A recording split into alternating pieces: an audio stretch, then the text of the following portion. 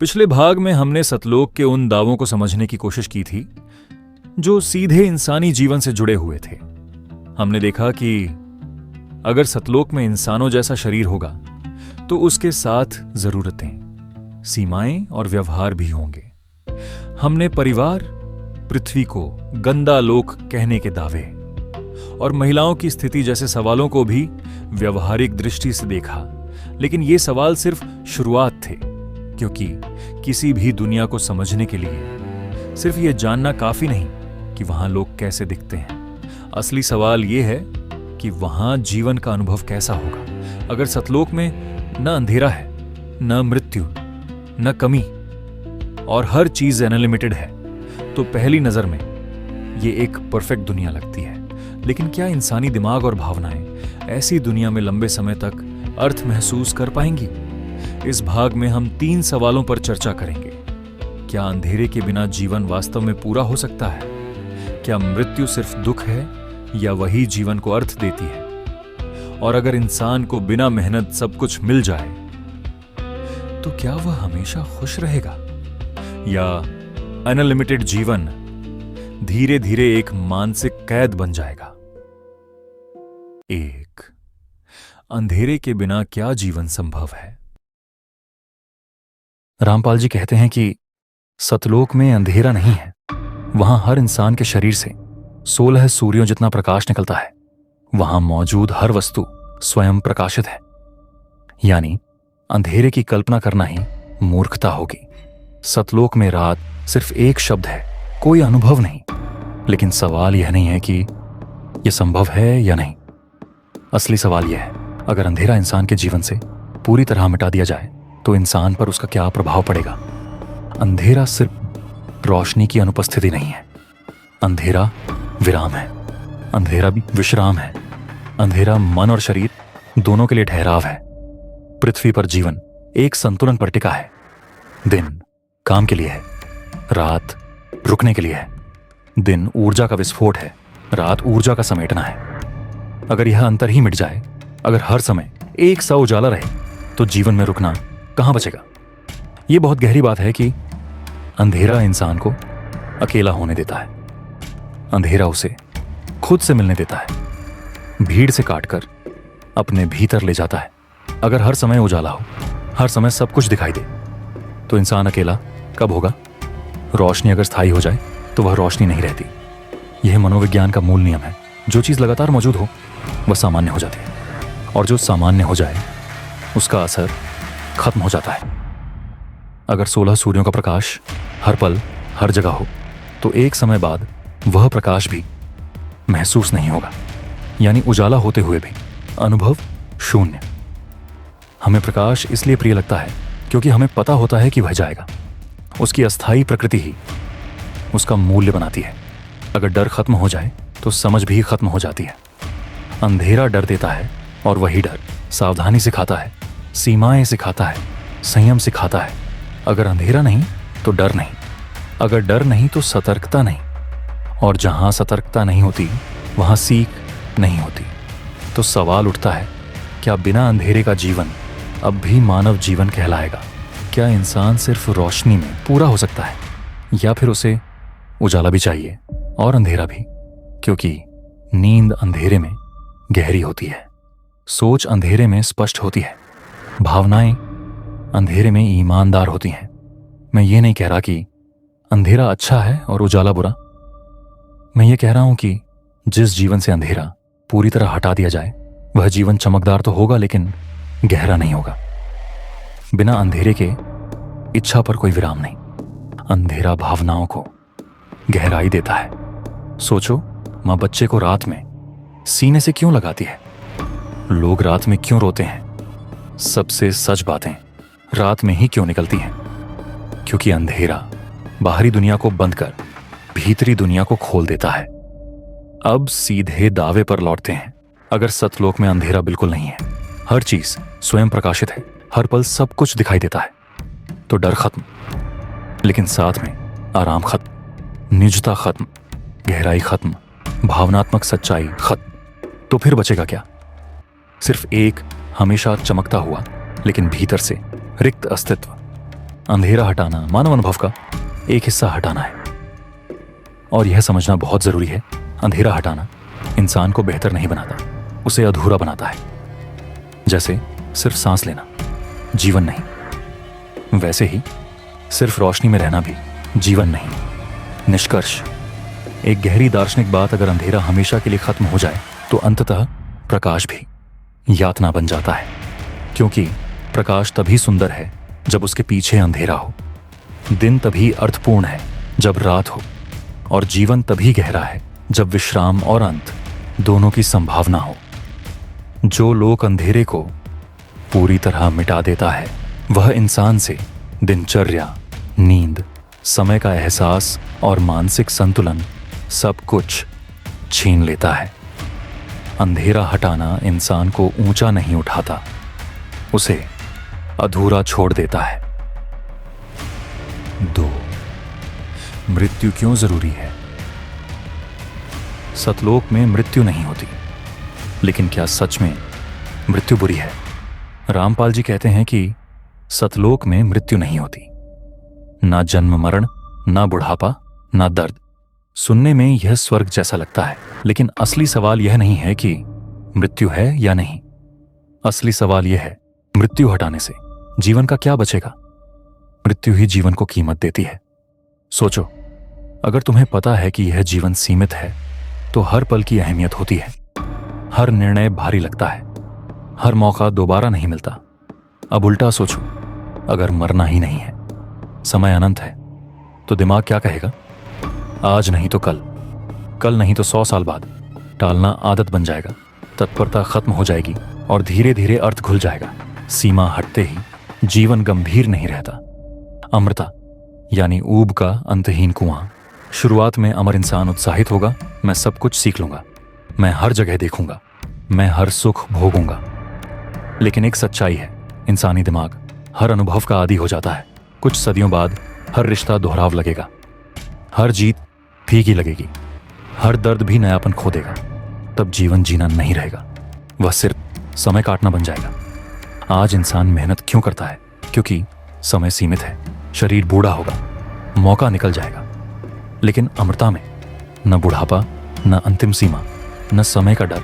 तो फिर संघर्ष की आग बुझ जाएगी, महत्वाकांक्षा ठंडी पड़ जाएगी। जिस कहानी का अंत नहीं, वह कोई कहानी नहीं होती, वह सिर्फ एक खिंचाव होती है। एक लाइन याद रखो, जिस चीज का अंत नहीं उसका मूल्य भी नहीं। और इससे भी सीधा सच, मृत्यु जीवन की दुश्मन नहीं, वह जीवन की आखिरी परिभाषा है। प्रकृति रोज यही सबक देती है। हवा, बिना हवा के कोई जिंदा नहीं रह सकता, फिर भी उसकी कोई कीमत नहीं। पानी, जहां बहुत है वहां बेकार, जहां नहीं है वहां सोने से महंगा। मतलब साफ है, जरूरत नहीं। सीमितता चीजों को कीमती बनाती है। अब जीवन को इसी तराजू पर रखो। अगर जीवन सीमित है, हर पल मायने रखता है। अगर जीवन अनंत है, हर पल टालने योग्य हो जाता है। इसलिए सच ये है, मृत्यु जीवन को डरावना नहीं बनाती, वह उसे मूल्यवान बनाती। सबसे खतरनाक सच, अगर कल सोना मिट्टी जितना हो जाए, हीरा हर पत्थर में मिल जाए, तो लोग उन्हें ठोकर मारेंगे। अंत का डर हटते ही सम्मान मर जाता है। अब रामपाल जी का दावा। रामपाल जी कहते हैं, सतलोक में ना जन्म मृत्यु है, ना बुढ़ापा, ना दर्द। एक उम्र के बाद शरीर स्थिर हो जाता है। समय चलता रहता है, लेकिन शरीर नहीं बदलता। यानी अनंत समय, अपरिवर्तनीय शरीर और शून्य पीड़ा। यहीं से असली समस्या शुरू होती है। बिना अंत के मूल्य कैसे बचेगा? जिस चीज का अंत नहीं उसका मूल्य नहीं। अब इसे सतलोक पर लगाओ। मृत्यु नहीं तो जीवन की तात्कालिकता कहां? दर्द नहीं तो सुख का अर्थ क्या? बुढ़ापा नहीं तो युवा होने का मतलब क्या? अगर खोने का डर नहीं तो पाने की खुशी भी नहीं।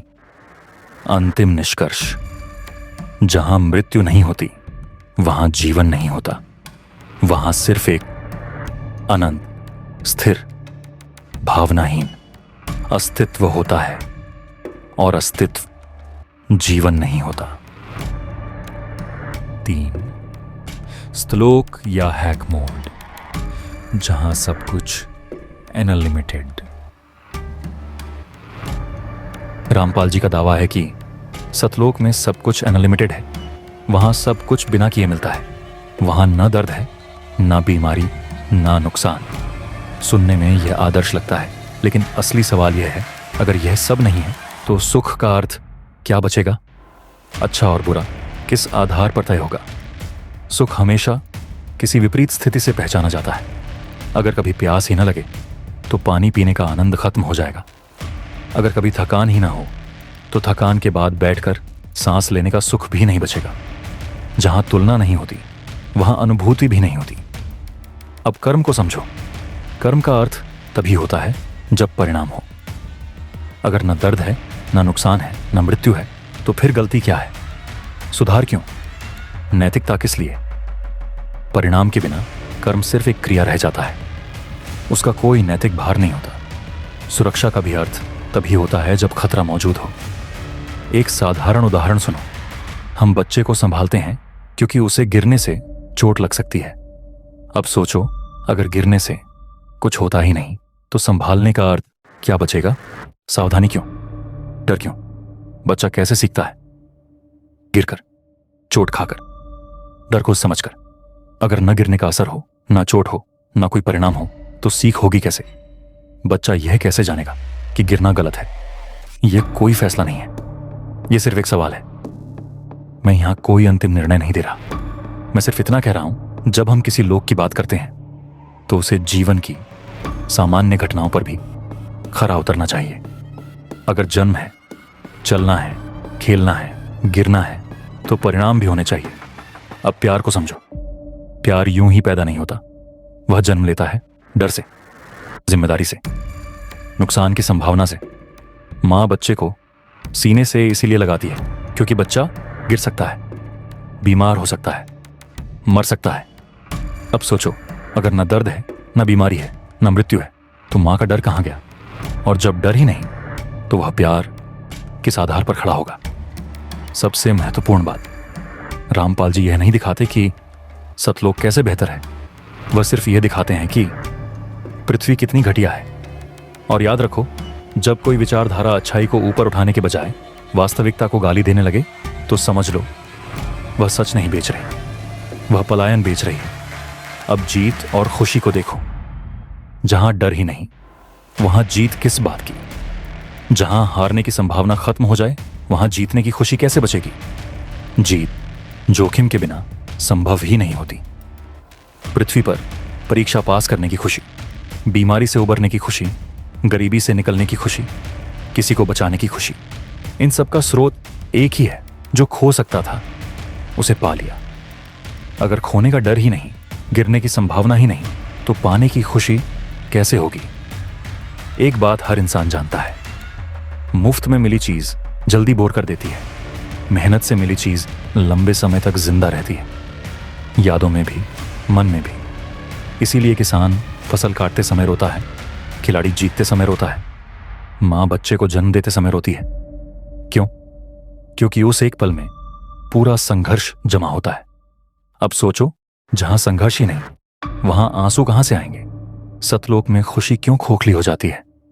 क्योंकि अगर हर समय सब कुछ उपलब्ध है, कोई प्रतीक्षा नहीं, कोई असफलता नहीं, तो खुशी एक घटना नहीं रहती। वह सिर्फ एक स्थायी पृष्ठभूमि बन जाती है, और जो चीज पृष्ठभूमि बन जाए वह महसूस होना बंद हो जाती है। इंसान सिर्फ आराम के लिए नहीं बना, वह अर्थ के लिए बना है। और अर्थ आता है डर से, मेहनत से, जिम्मेदारी से, परिणाम से। लेकिन सतलोक का मॉडल क्या करता है? वह आराम देता है लेकिन अर्थ छीन लेता है। अंतिम बात, जहां डर नहीं वहां बहादुरी नहीं, जहां मेहनत नहीं वहां उपलब्धि नहीं, और जहां उपलब्धि नहीं वहां खुशी सिर्फ एक शब्द रह जाती है, एक खाली दावा। अब इसे एक बिल्कुल साधारण उदाहरण से समझते हैं। मान लो तुम कोई वीडियो गेम खेलते हो, तुम्हें गेम पसंद है, तुम निशाना लगाते हो, गोली चलाते हो, गलतियां करते हो, फिर उन्हें सुधारते हो। 5 से 8 किल होते हैं और उतने में ही तुम्हें खुशी मिल जाती है। क्यों? क्योंकि उस जीत में तुम शामिल हो। तुम्हारा ध्यान, तुम्हारा डर, तुम्हारी गलती और तुम्हारा सुधार, सब कुछ। अब दूसरा चरण आता है। तुम गेम में हैक लगा लेते हो, बिना निशाना लगाए, बिना गोली चलाए दुश्मन अपने आप मरने लगते हैं। 20 से 25 किल हो जाते हैं। शुरुआत में बहुत ज्यादा खुशी मिलती है। मन कहता है यही तो चाहिए था, लेकिन यह खुशी टिकती नहीं। क्यों? क्योंकि दिमाग एक सवाल पूछता है, इसमें मेरा क्या योगदान है? और जब जवाब आता है कुछ भी नहीं, तो खुशी गिरने लगती है। अब इस बिंदु को पकड़ो, यही सबसे जरूरी है। खुशी का स्रोत परिणाम नहीं होता, खुशी का स्रोत भागीदारी होता है। जब तुम निशाना लगाते हो, गोली चलाते हो, गलती करते हो, सीखते हो, तब भले ही सिर्फ 5 किल हो, लेकिन हर किल तुम्हारी होती है। लेकिन हैक मोड में 25 किल हो जाते हैं, पर वे तुम्हारे नहीं होते। अब इसी बात को सीधे रामपाल जी के सतलोक के दावे पर रखो। सतलोक में सब कुछ अनलिमिटेड, बिना मेहनत, बिना डर, बिना असफलता, यानी हर चीज हैक मोड में। शुरुआत में यह बहुत आकर्षक लगेगा, क्योंकि इंसान आराम चाहता है। लेकिन कुछ समय बाद दिमाग एक सवाल पूछेगा, मैं यहां क्या कर रहा हूं? और जब जवाब होगा कुछ भी नहीं, तो उपलब्धि बेमानी लगने लगेगी, खुशी फीकी पड़ जाएगी, अस्तित्व खाली महसूस होगा। एक बहुत सीधी लेकिन गहरी बात याद रखो, अनलिमिटेड चीजें इंसान को खुश नहीं करती। अपनी मेहनत से मिली सीमित चीजें इंसान को खुश करती हैं। और यही कारण है कि डर, मेहनत, असफलता, प्रतीक्षा, ये जीवन की कमियां नहीं है, ये खुशी के औजार हैं। मैंने जो गेम वाला उदाहरण दिया है वह सिर्फ गेम नहीं है, यह मानव मस्तिष्क की डिजाइन को दिखाता है। जब तुम नॉर्मल गेम खेलते हो, दुश्मन सामने आता है, डर रहता है, मैं मर भी सकता हूं, ध्यान लगता है, हाथ कांपता है, सही समय पर गोली चलती है। और जब दुश्मन मरता है तो दिमाग में एक बात साफ होती है, यह मैंने किया। यही वाक्य असली खुशी पैदा करता है। अब हैक मोड को ध्यान से देखो, दुश्मन मरा, स्कोर बढ़ा, जीत हुई, लेकिन दिमाग ने एक चीज नोट की, ना डर था, ना जोखिम, ना कौशल, ना गलती की संभावना। इसलिए दिमाग ने चुपचाप कहा, यह जीत मेरी नहीं है। और यहीं से खुशी मरने लगती है। ध्यान देना, खुशी तुरंत नहीं मरती, वह धीरे धीरे मरती है। पहले दिमाग सोचता है शायद यही सही तरीका है, लेकिन जब हर मैच एक जैसा हो जाता है तो दिमाग समझ जाता है यह खेल नहीं है, यह सिर्फ रिजल्ट है। अब इसे सतलोक पर सीधे रखो। रामपाल जी का सतलोक परमानेंट हैक मोड, खाना बिना मेहनत, सुरक्षा बिना डर, सुख बिना जोखिम, आनंद बिना संघर्ष। अब सोचो, पहले 10 साल, वाह कितना शानदार है। 100 साल बाद सब कुछ अनुमानित, कोई सरप्राइज नहीं, कोई हार नहीं। 1000 साल बाद दिमाग पूछता है, मैं यहां हूं, लेकिन कर क्या रहा हूं? और यही सवाल किसी भी स्वर्ग को नरक में बदलने के लिए काफी होता है। और सबसे गहरी बात, खुशी सिर्फ मिलने से नहीं आती, खुशी अनिश्चितता से आती है। गेम में अगर हर गोली निशाने पर लगे तो निशाना लगाने का मजा मर जाता है। जीवन में अगर हर इच्छा पूरी हो जाए तो इच्छा ही मर जाती है। एक लेवल और ऊपर चलते हैं। मान लो गेम में ऐसा हो जाए कि तुम अमर हो, दुश्मन तुम्हें मार ही नहीं सकते, तो क्या होगा? डर खत्म, एड्रेनालिन खत्म, फोकस खत्म, और कुछ समय बाद तुम गेम खेलना ही बंद कर दोगे, क्योंकि खेल वही होता है जहां हार संभव हो। अब सतलोक का असली विरोधाभास।